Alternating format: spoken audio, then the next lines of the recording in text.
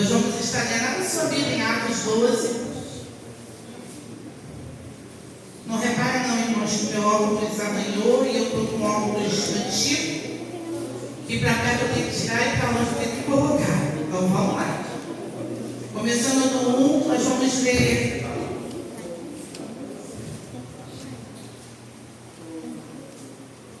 até o 14. O martírio de Tiago e a prisão de Pedro. A minha versão é um pouquinho diferente. Por essa época, o rei Herodes Agripa começou a perseguir violentamente algumas pessoas da igreja. Mandou matar a espada a Tiago e irmão João. Quando Herodes viu quanto isso agradava os judeus, também prendeu Pedro durante a celebração da festa dos pães e fermento.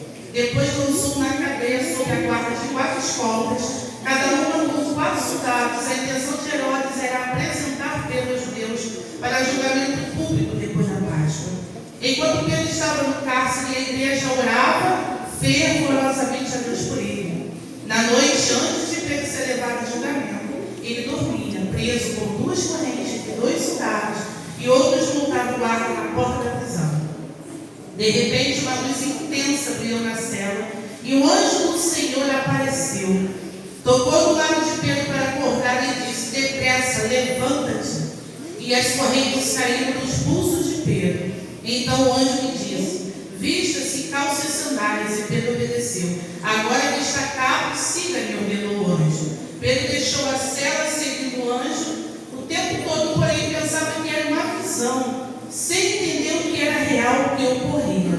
Passaram o primeiro e o segundo posto de guarda, e quando chegaram ao portão de ferro que dava para a cidade, o portão se abriu sozinho para eles. Os dois passaram e foram caminhando ao longo da rua, até que, subitamente, o anjo o deixou.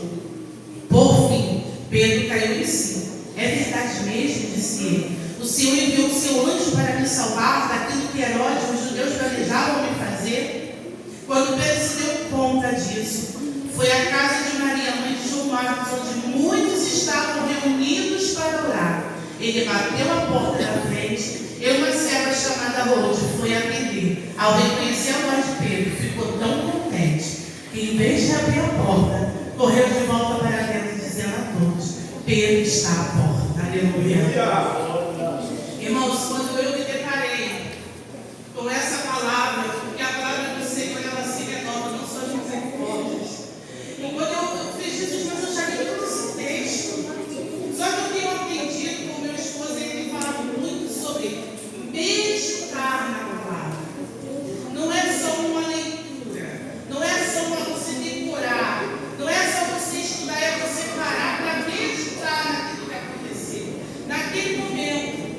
Eu fiquei analisando, meu Deus, tinha acabado de matar Tiago, e Pedro sofreu uma ameaça de morte. Pedro foi preso, mais ou menos uma semana, e eu assim, me coloquei no lugar de Pedro. Imagina, eu vou morrer, meu amigo Tiago morreu, eu vou morrer. Há um decreto de morte, e decreto de rei, irmãos, era para ser cumprido naquele tempo. Imagina, eu vou morrer, não tenho mais o que fazer. Mas a palavra de Deus diz o quê? Que a igreja orava incessantemente. Aleluia. A igreja não parava de orar. A igreja continuava orando, mesmo Tiago sendo morto, mesmo diante dessa sentença, a igreja estava orando por Pedro. E muitas das vezes Deus ele me fez entender que a igreja, às vezes, ela se coloca em oração por uma causa. Eu vejo que aqui ora o mundo, né? Lá não é diferente, não. Mas eu vejo que aqui é oração para o povo pode orar, né? E eu fiquei percebendo que hoje, no dia de hoje, quando chama a igreja para orar, irmãos, é 2 textos. E se orar um pouco mais, o povo já está enfadado. Levanta, vai no banheiro, ele senta, daqui a pouquinho ajoelha, daqui a pouquinho não sabe nem mais o que fala. Já perdeu a intimidade, não tem mais o que falar com o Pai. A intimidade já foi rompida há muito tempo.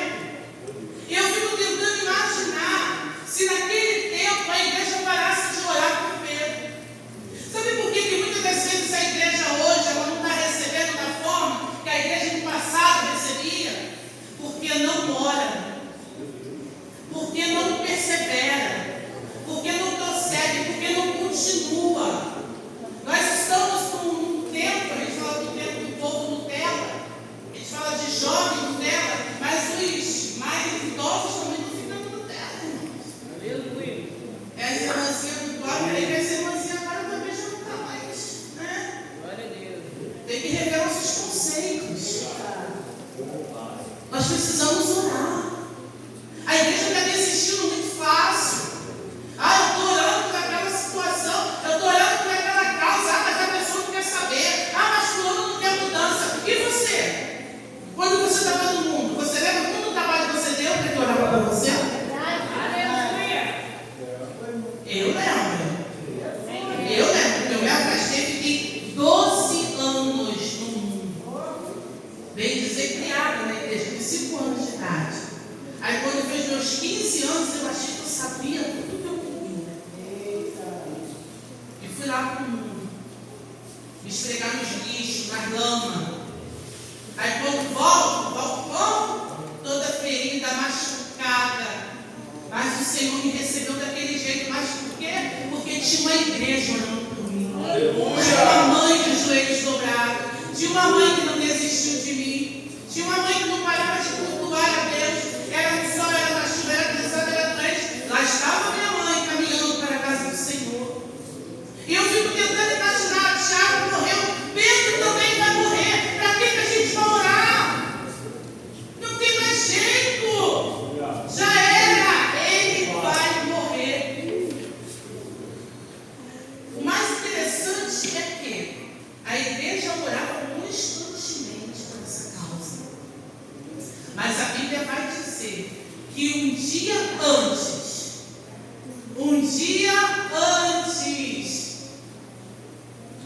da promessa do rei, do decreto do rei, o anjo chegou até Pedro e salvou Pedro da casa daquela prisão. Mas Pedro fez tudo que o anjo mandou. Só que chegou num certo ponto do caminho que Pedro ele olhou e se deu conta que não era um sonho. Ele achou que era um sonho, que era uma visão. Mas ele estava vivendo aquilo ali, era real. Aí nós nos lembramos lá no Salmo 126, quando o Senhor trouxe de volta os discípulos dos cativeiros, nós ficávamos como aquele sonho, era como um sonho. E quando o anjo saiu, e ele se ligou aonde ele estava, o Senhor levou ele aonde a igreja estava orando. E o que eu aprendo com isso? A igreja do Senhor não pode parar de interceder. Qual é a causa? Qual é o problema? Qual é a situação? Qual foi o decreto? Eu comecei a me lembrar de vários decretos. Nós vamos lá para o rei Ezequias, que aconteceu. Lá em Isaías 38 vai falar que o Senhor mandou Isaías ir até Ezequias e falar: olha, na sua casa você vai morrer. 15 dias já era.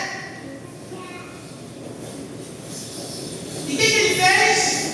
Virou a cara para a parede e foi falar com o Senhor: olha, lembra, Senhor, eu fui sincero diante de ti, eu fiz a tua obra, Senhor, eu fiz as coisas que te agradaram. Ele começou a trazer a memória do Senhor, as coisas que ele tinha feito. E antes, quando Isaías chegou no pátio, antes de Isaías ser o secretário, falou: vai lá e fala para ele que eu vou acrescentar mais 15 anos de vida.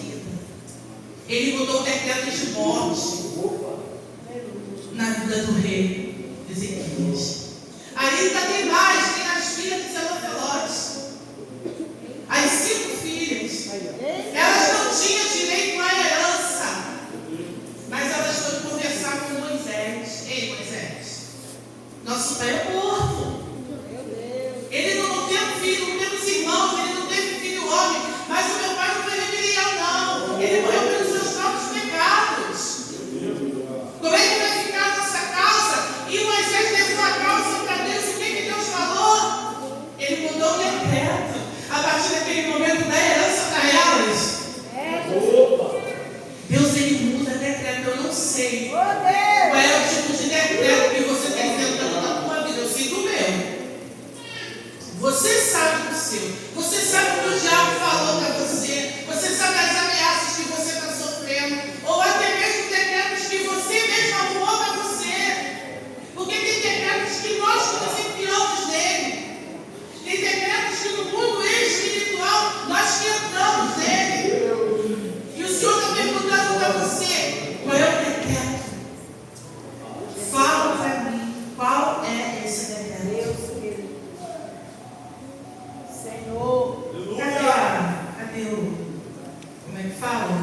bolso.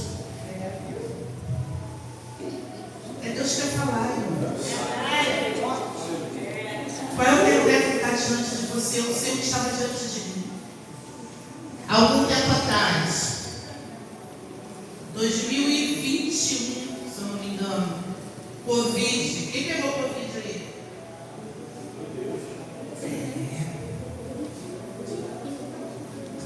Perdi muita gente da minha família. Meus tios, primos. Muita gente se foi. E todos aqui sabem que o pastor Marcelo pegou Covid. Quem lembra disso? A igreja orava incessantemente pela vida do pastor.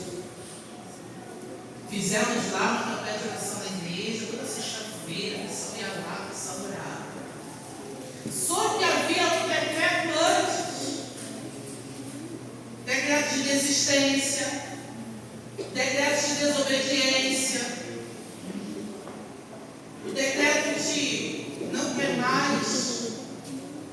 E o Senhor está falando, é contigo, o negócio é contigo, o negócio é contigo. E às vezes Deus está falando, o negócio é contigo e você não quer entender. E eu já cansada de ficar naquela situação, falei, Senhor, ou o Senhor levanta esse homem, o Senhor mata ele. É a primeira vez que eu estou falando isso. Ou o Senhor levanta ele, ou o Senhor mata ele, porque eu não vou ficar nessas oscilações emocionais dele, não, cara. Dá um jeito nele, Jesus.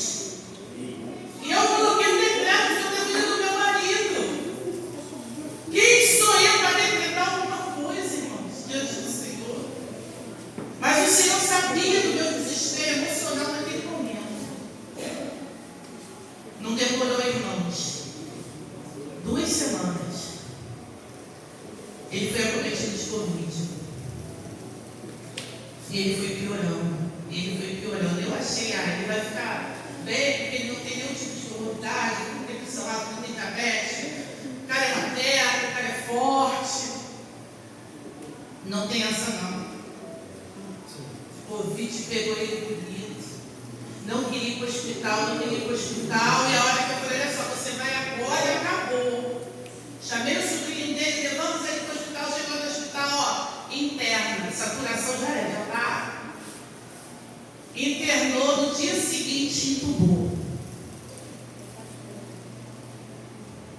75% do pulmão tomado pela Covid. Aí veio o desespero. Quando entubava, o que acontecia com as pessoas? Morriam. O decreto da Covid não era morte? Era morte, irmãos. Tem coisas que Deus vai permitir na nossa vida para nos despertar. Meu Deus!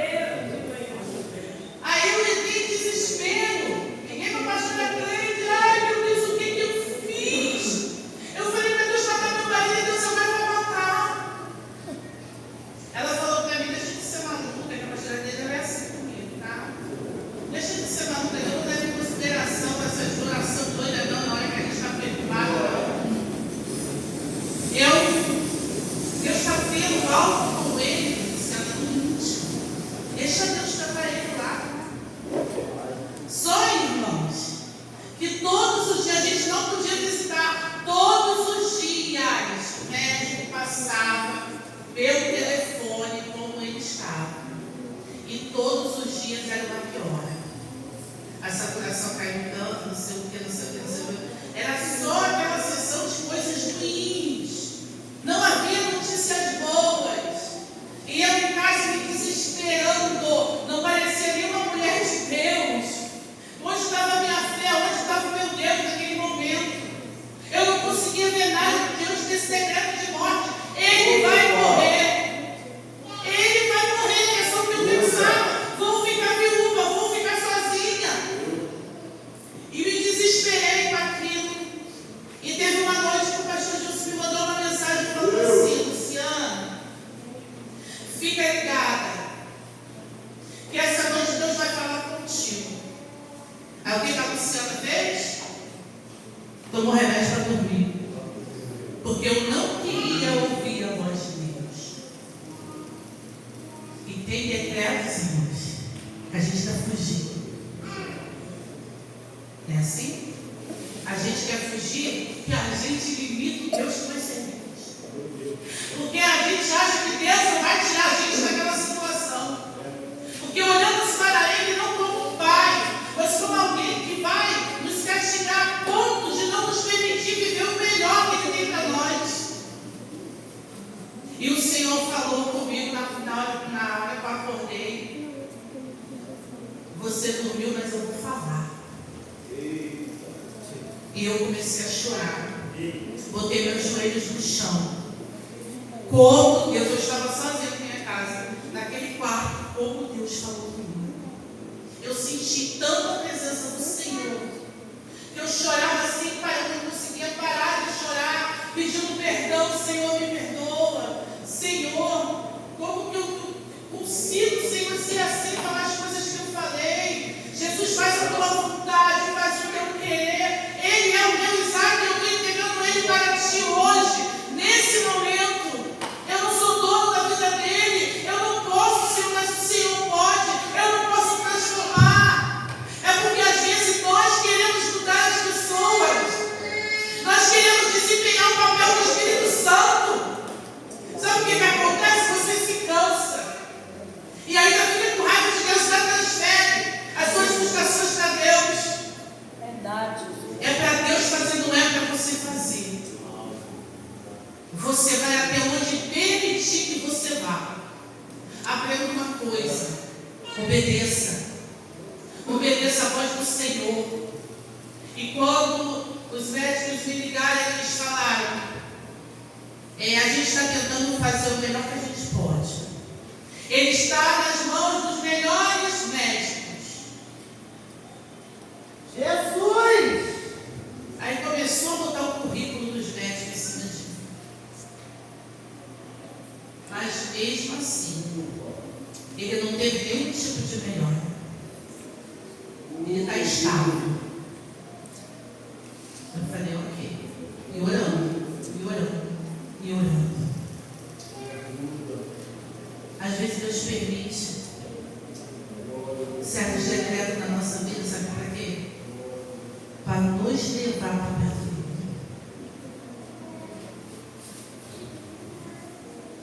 Quanto tempo que a gente já não ora mais como a gente orava no passado? Quanto tempo que nós já não jejuamos da forma que nós jejuamos? Há quanto tempo que nós não participamos das consagrações da igreja? Nunca tem tempo. Mas quer ver o crente na consagração? Quer ver o crente no monte? É quando ele está no processo, é quando ele está diante de decreto. Aí ele começa a mudar tudo. Engraçado que nem o trabalho dele atrapalha ele. Como é que pode isso? Ele arruma tempo para tudo. Mas sabe o que Deus faz? Deus permite o vento. Deus permite a doença. Deus permite a tribulação. Porque Ele está falando: ei, quero você aqui, ó. Pertinho, fala comigo. Quero ouvir tua voz, eu estou com saudade de te ouvir. Quanto tempo que você não fala comigo? Nunca orei tanto na minha vida, irmãos. Eu orava de noite, noite e dia. Era o tempo todo, era oração no WhatsApp, era na igreja. E estou orando, e nada. Se passou uma semana, 2 semanas, 3 semanas, passou 21 dias, passou 30 dias. E teve um dia que 8 horas da noite o hospital me ligou. Eu estava na casa da minha sobrinha. E ela já começou a chorar, achando que ia receber a notícia que o tio tinha morrido. E eu peguei o telefone e falei: pois não, é a Luciana, esposa do Marcelo, sou eu. Aqui é o doutor fulano. Eu vou mandar a doutora Alessandra, psicóloga, conversar com a senhora.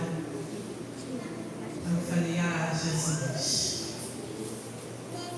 Ela começou: oi, Luciana, tem alguém com você? Mas você...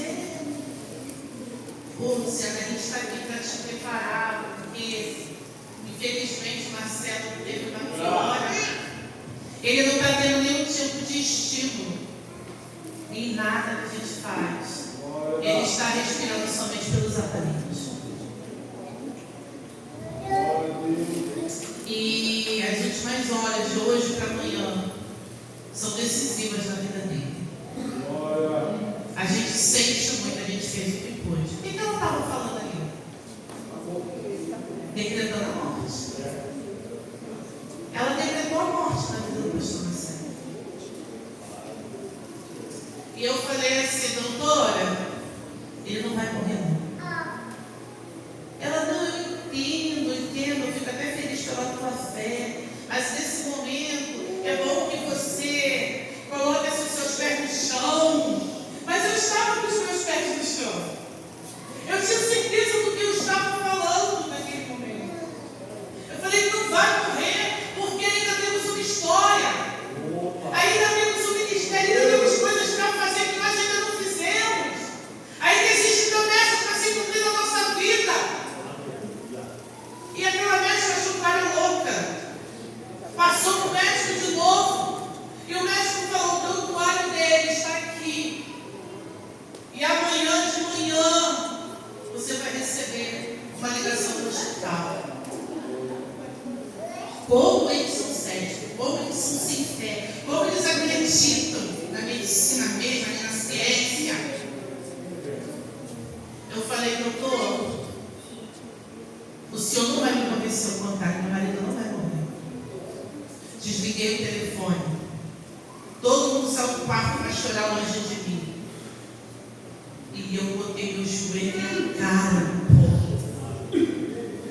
no chão, em lágrimas. Eu falei, irmãos, eu não consegui força, aquela força veio do Senhor. E eu comecei a orar. Deus, o Senhor está aqui, mas o Senhor está lá. Tu és o Deus de perto, mas tu és o Deus de longe. Eu não posso ir, mas o Senhor pode. O Senhor diz, meu Senhor, que nós somos uma só carne, Pai. Se nós somos uma só carne, o meu pulmão é o pulmão dele. E eu vou respirar aqui, ele vai receber ar lá. E eu comecei a ministrar e respirar. E eu fazia assim, ó. Respira, amor. Respira. O seu pulmão é o meu pulmão. Receba ar. Receba ar do seu pulmão. Seja curado. Respira. E eu comecei a falar e a orar. Senhor, vai lá. Senhor, o Senhor pode, irmãos. Aquele quarto foi tomado do sobrenatural. Eu comecei a falar em línguas. Eu comecei a orar em línguas. Comecei a glorificar Deus, sentir aquela presença. E quando eu saí dali, eu me senti uma leoa. Aquela noite eu não tomei chá, não tomei remédio, eu dormi em paz. Crendo que Deus já tinha feito. Aleluia. Todo mundo com medo de atender o telefone. Quando o telefone tocou, 2 horas da tarde, eu peguei o telefone. Oi, dona Luciana, tudo bom? Médica alegre, tudo bom, doutor? Aí eu estou fulano assim. Olha, eu estou com vários de paciente aqui, mas eu acho que o meu amigo do ano passado se enganou. Porque está aqui um paciente que estava aí na óbito, sem estímulo. Mas eu cheguei aqui e eu estou tocando o paciente está tendo estímulo. O paciente está mexendo os olhos. O paciente está sentindo o pé. O paciente está sentindo a mão. Eu comecei a glorificar. E eu falei, eu sei que meu Redentor vive. E esse decreto ele mudou. Era de morte, mas agora é de vida. E ele não entendeu nada, ele ficou rindo, e a gente acha que vai ter melhor. Eu falei, não, eu não acho, não tenho certeza. Segundo dia, olha, o paciente está reagindo, o paciente está reagindo. Terceiro dia, ele está acordando. Nós vamos diminuir as rosadas, vamos começar a fazer um desmame.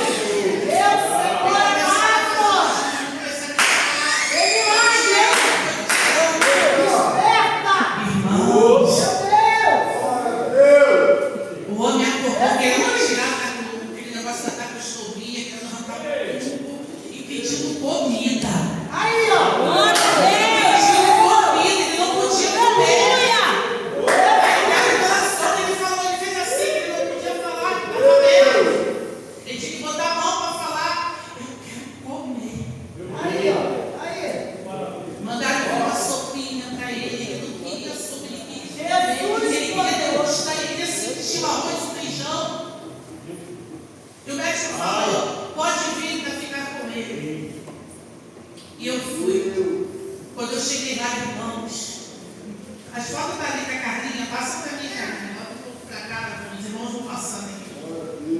Não se assustem, esse aí é o pastor Marcelo, quando estava no CTI. Esse que já tinha acordado. Sabe por que ele trouxe isso? Porque Deus falou que eu tenho que falar e testificar aquilo que o Senhor faz. Quando você fala de algo que Deus transformou, que Deus mudou o decreto, você tem que trazer prova. E esse prova que Deus ainda faz milagre. Ele transformou. E ainda tem coisas, milagres que Deus fez, que vai ficar entre eu e Deus. Porque Deus mudou os tipos de decreto na nossa vida. Decreto de sonhos, que não era mais para acontecer, o Senhor mudou. O Senhor mudou o decreto de esterilidade na minha vida. Quando, pastora, quando você... irmãos, Deus me deu uma filha. Aos 25 anos. De espera, orando, Senhor, não foi do meu jeito, mas foi do jeito de Deus. Sabe qual é o problema do povo hoje na terra? É que fica com birra quando Deus quer dar o que Ele quer dar, porque Ele sabe que é melhor. Mas você quer o que você quer. Você quer escolher. O Senhor está te dando, é bênção. E a bênção passa por você, você perdeu. Sabe por quê? A gente fica seletivo. A gente se acha. Os filhos preferem. Sabe o que é filho preferido? Filho preferido. Mimado. Cheio de vontade. Cheio de vontade. Quantas vezes, irmãos, que o Senhor falou coisas para mim e eu fiz vir e falei assim, eu não quero. Eu não sei você, mas eu às vezes eu sou meio estranho com Deus, aí depois eu vou chorar, me arrepender, entendeu? Mas o Senhor me ensinou. O Senhor me fez descer. Tá lindinho ele aí dessa forma, não tá? Só tem cabeça, só tem testa, só tem olho. E ele deu um particular com Deus naquele lugar. Agora eu vou contar para vocês. Quando eu cheguei naquele hospital, ele me olhou, ele não sabia quantos dias que tinha passado, ele não sabia nada. Porque fica assim, né? E quando chegou no primeiro dia, à noite, a gente começou a conversar. E ele falou assim, amor, eu ouvi a sua voz. Amor, eu ouvi a sua voz. Eu falei, você ouviu minha voz? Eu ouvi. Não sei se você estava aqui. Parecia que você estava aqui. Eu falei, é mesmo, né? O que eu falar? O que você consegue lembrar consigo? Nitidamente. Eu ouvi você falando assim, amor, respira do teu pulmão no pulmão. A igreja não entendeu. Ele escutou a minha voz lá no hospital. A minha oração. Respira, porque o teu pulmão é o meu pulmão. Recebe ar, porque o teu pulmão é o meu pulmão. E o Senhor começou a curar ele a partir daquele momento. Mas se eu fico, porque se te mostrar os trouxas do dia da tua cabeça, a tua angústia, a tua força será pequena. E as pessoas ficavam assim, meu Deus, como é que você está aguentando? Meu Deus, como essa pastora está aguentando? Gente, se o pastor morrer, e se o pastor morrer, a obra é continuar, irmão? Ué? Pastor, Elias foi? Pastor Eliseu ficou? Se o pastor Eliseu for, a pastora Devanise fica? A obra é assim, gente, continua. A obra é assim. Mas Deus precisava tratar o pastor Marcelo. Deus precisava fazer ele entender que ele tinha um chamado. Que não importava os traumas, que não importava as deficiências, as fraquezas. Gente, Deus escolheu os improváveis. Olha eu aqui. Olha aí, pastora Devanise. Meu Deus, você não sabe de nada. Essa daí é a Jona. Ela estava aqui, daqui a pouco a gente tirava, cadê ela? Já foi, já pulou, já se mandou. Era desse jeito, gente. É verdade. Ia pra minha casa, não passava pelo portão,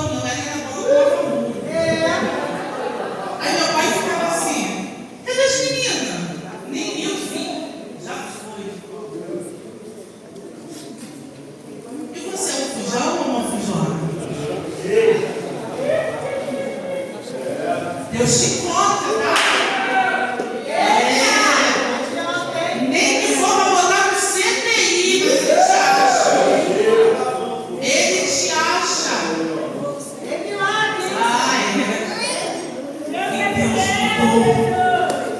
Deus mudou o decreto. Era de morte. Pedro estava lá, o decreto era de morte. Eu vou morrer, Tiago morreu. Tiago é melhor do que eu? Não. Tiago é melhor do que Pedro? Não. Não é questão de ser melhor, é o propósito. O de Tiago tinha terminado, mas o de Pedro ainda não havia terminado. Ainda tem um propósito sobre a terra. E quando Deus tem propósito, você não morre. Você não fica esquecido. Quando Deus tem propósito, irmãos, Deus está levantando em cinza. Deus te vê, Deus te acha. Ele te acha. Ai, quem sou eu? Ai, pastora, quem sou eu? Eu não sei fazer nada. Ah, sabe. E como sabe? Vou botar fulano para pregar. Eu costumo chutar a moita do povo lá, né? Tem gente que fica quietinho, eu fico só observando. Ai, pastor, não sei pegar não. Fala de Jesus que tu está pegando. Não é assim? Vocês viram a foto? Vocês viram como o pastor Marcelo está agora? Até barrigudinho, né? E ontem lá na igreja, o pastor Marcelo esteve lá pegando, ele estava contando testemunho. E ele trouxe, o Senhor trouxe a lembrança. Porque às vezes, irmãos, igual o povo de Israel, via de milagre acontecer, mas quando passava na prova, não esquecia. Foi o crente que não está na prova, irmãos. Você não está na prova, não você errada. E a gente está vivendo uma prova, irmãos, que olha. Mas não foi Deus que colocou, não. Não é a gente que se colocou. Que ontem ele falou assim, meu Deus, Deus me livrou da morte. E eu acho realmente que Deus não vai me livrar disso aqui, dessa bobeirinha. Porque tem coisas para Deus e coisas para Deus que não é nada. Para a gente é bom. Para as meninas, eu vou falar de Jesus, como é que vai ser isso? Aleluia.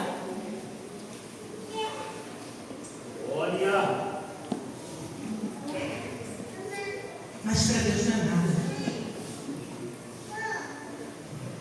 Se a igreja tivesse parado de orar, Deus não mudaria o decreto de Pedro.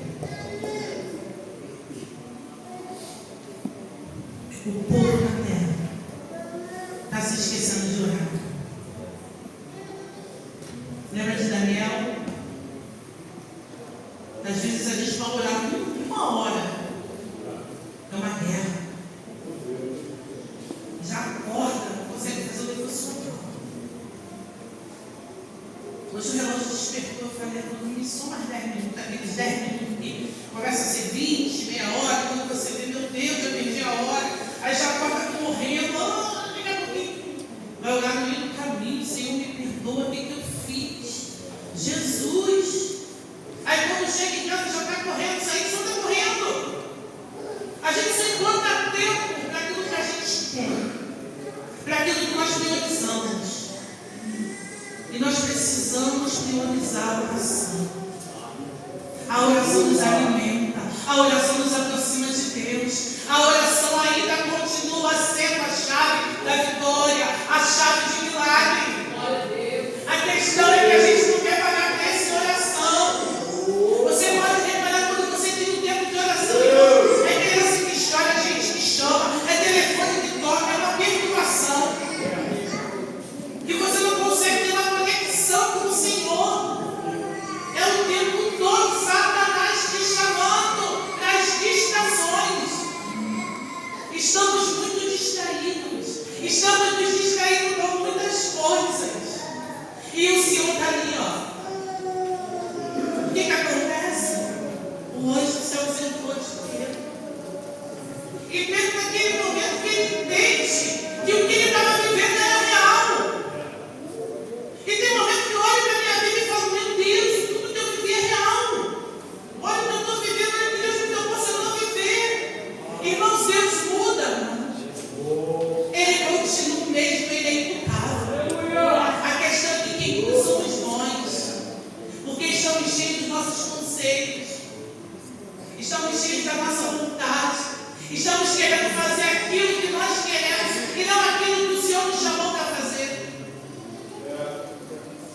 coloca Jesus naquela porta. E nem a igreja acredita. E até hoje nós continuamos incrédulos. Nós pedimos ao Senhor e quando Ele faz, a gente não acredita.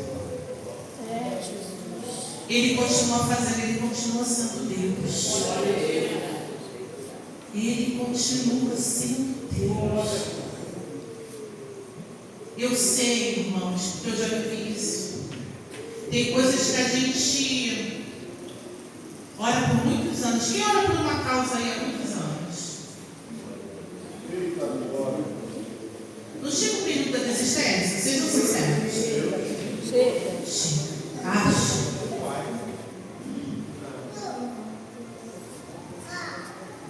Eu passei por esse período, nem orava mais. Foi necessário que eu me lembrar da promessa. E ele falou aquilo que eu te prometi na de pé. Aí eu lembrei, vou continuar orando. Porque tem momentos que Deus precisa nos trazer a lembrança, porque nós esquecemos das promessas. O que Ele fala para falar. O que Ele prometeu, Ele vai cumprir. Há um propósito de Deus na sua vida. Há um propósito de Deus na sua história. E diante desse decreto, irmãos, você está entendendo? Deus muda. Pastor, você não está entendendo. Você não está entendendo. Essa semana Deus fez acontecer mais uma coisa. Eu estava conversando com as meninas. Algo que eu nem estava contando mais. Eu nem orava mais, porque eu nem lembrava mais. Não tem coisas que é assim? Deus foi lá e me fez lembrar. Está de pé. Está de pé. Agora você olha para essa causa para acontecer. Aleluia! Eu não sei qual é a causa que você parou de orar. Mas você sabe. Eu não sei qual é o decreto que está diante de você.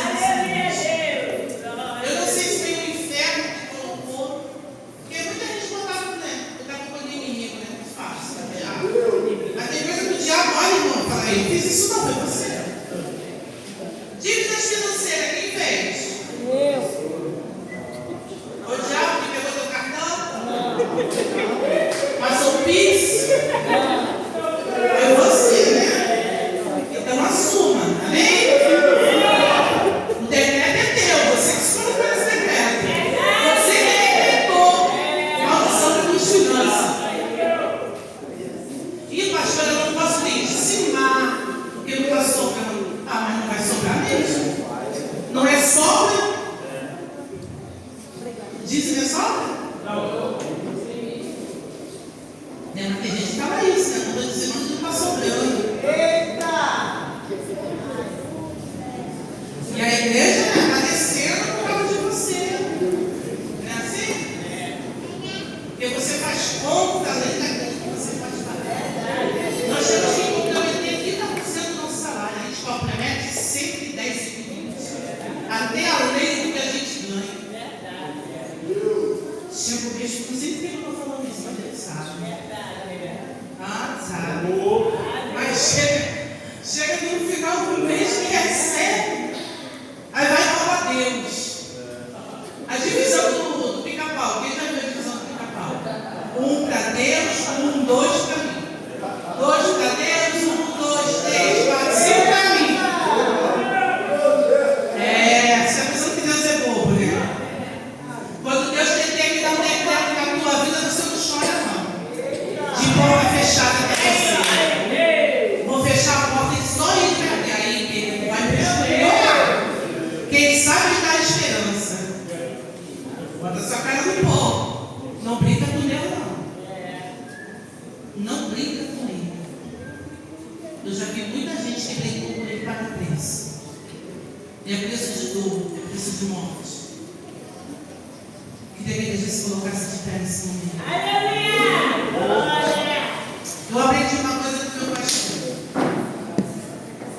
Se Deus te der 20 minutos, fala 20. E se você falar 30, 10 minutos. Mas quando eu estava na minha casa,